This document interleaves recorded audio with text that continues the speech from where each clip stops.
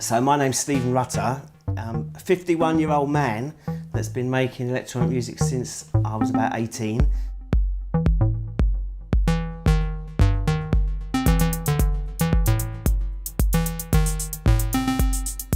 I'm one half of B12. I have a partner called Mike Goldin, and I'm also a solo artist, releasing music under my own name.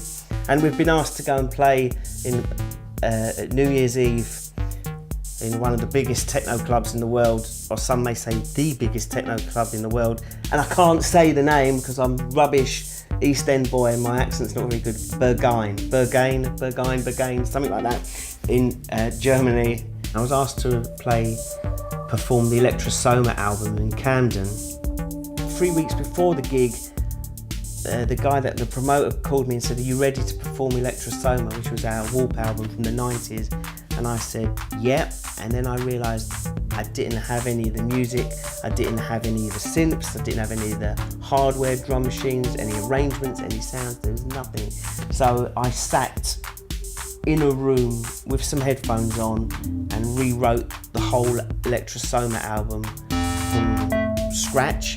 I had some help from a friend of mine, a wicked guy called Andrew Dobson from Digitonal. If you don't know Digitonal, you should check it out. And the natural choice of equipment was Roland. The Electrosoma album and a lot of the early B12 work was written on Roland equipment. JD800s, Juno 106s, 909s, 808, 303, the usual suspects.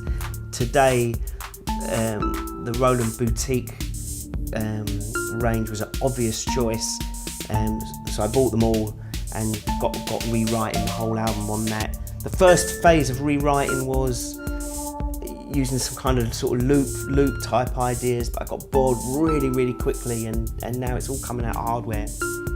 So for playing live at Berghain, probably be 5 Roland Boutiques and a TR-8, as well as a Mac and a couple of iPads.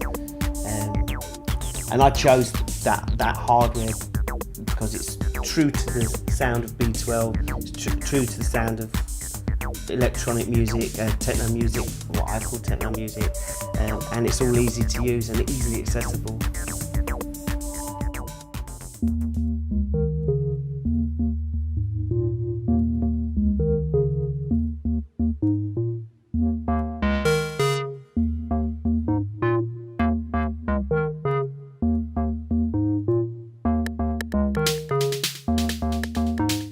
We've got a 2-hour set, and we're going to play some Electrosoma music, some other unreleased music. The set, basically the set is one Ableton project which is getting bigger and bigger and bigger. It started off with just a few tracks in there, and the whole Electrosoma album was in there. B12 stuff and my solo stuff, it's all in the same project file. It's actually this project file behind me here. It's got about 30 tracks in it, and it's become a big unworldly monster. Unworldly?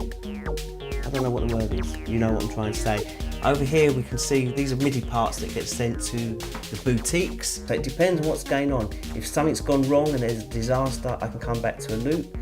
If I don't need the loop, I'm sticking with the boutiques, which is much more fun. As you see, the TR-8's got no MIDI parts at all.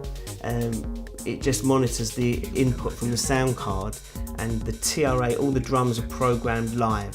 Whatever hardware spec comes with this set, whether it's 5 boutiques or 7 boutiques or 2 or whatever, I can perform any track, so it can go anywhere I need it to go. JU06. Some drums.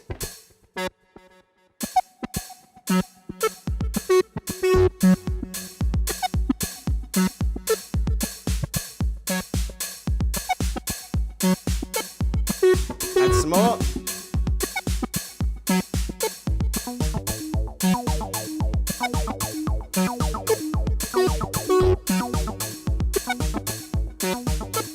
So every gig has to be approached differently. So the big challenge for a gig for me is who's coming, where am I going, what can I carry, how much can I do to keep myself physically occupied and give me the maximum amount of risk And what I mean by risk is I want to be out, I want things to go wrong, I want unpredictability, I want to connect with the crowd. For me, a gig is all about risk.